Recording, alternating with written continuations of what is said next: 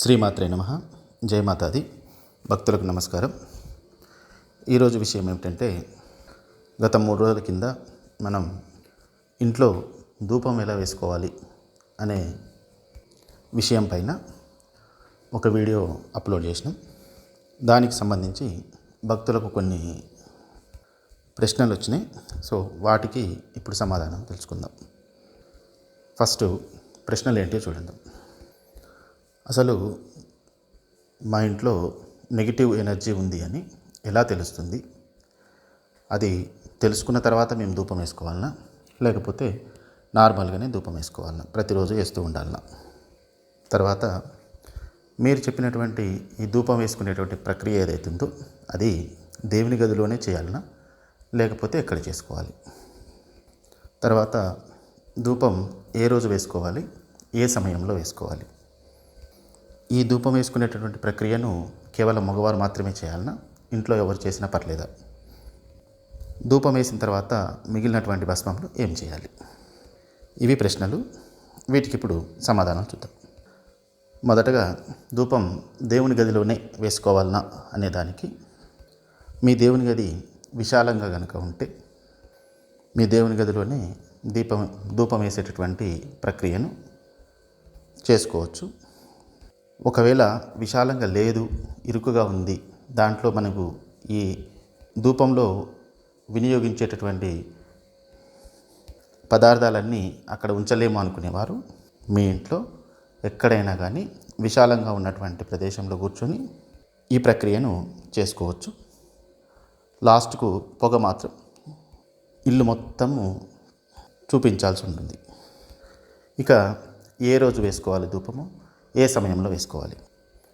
మీరు బాగా negative energy ఉంది అని ఫీల్ అయినప్పుడు, మీరు ఈ వీడియో చూసినప్పటి నుంచి వరుసగా ఒక 9 రోజులు వేసుకోండి. అలా ఏం లేదండి, ఏదో కొద్దిగా బాగాలేదు అనుకునే వాళ్ళు వారంలో ఒకరోజు, మీకు ఏ రోజు కుదిరితే ఆ రోజు వారంలో ఒకరోజు ధూపం వేసుకోండి. పర్టికులర్గా ఒక రోజు అని చెప్తే ఏం చేస్తారంటే, ఆ రోజు కుదరలేదు అందుకే వేయలేదు అని చెప్పేసి వదిలేస్తారు. అలా ఏం అవసరం లేదు. మీకు ఏ రోజు కుదిరితే ఆ రోజు వారంలో ఒక రోజు వేసుకోండి. ఇక టైం విషయానికి వస్తే, ధూపం ఎప్పుడైనా కానీ సాయంత్రం పుట్టిన వేయాలి. అది సూర్యాస్తమయం అయిపోయిన తర్వాత వేయాలి. సాయంకాలం అన్నం అని చెప్పేసి మళ్ళీ బాగా చీకటి పడ్డ తర్వాత పడుకునే ముందు వేసుకోకూడదు. అలా వేసుకోవడం వల్ల పొగ ఇంట్లోనే ఉంటుంది కాబట్టి మళ్ళీ పడుకోవడానికి ఇబ్బంది అవుతుంది. సాయంకాలం 7 గంటల తర్వాత వేసుకోండి. తర్వాత ధూపం ఎవరు వేయాలి? మీ ఇంట్లో ఉన్న వాళ్ళల్లో ఎవరైనా ధూపం వేసుకోవచ్చు. అది మగవారు కానీ, ఇంటి యజమాని కానీ, ఆడవారు కానీ, పిల్లలు కానీ, పెద్ద మనుషులు కానీ ఎవరైనా చేసుకోవచ్చు. దాంట్లో ఎటువంటి రిస్ట్రిక్షన్స్ ఏమీ లేవు. కాకపోతే ఆడవారు మాత్రం దూరంగా ఉన్నప్పుడు మాత్రం ఈ కార్యక్రమంలో పాల్గొనకుండా ఉండాలి.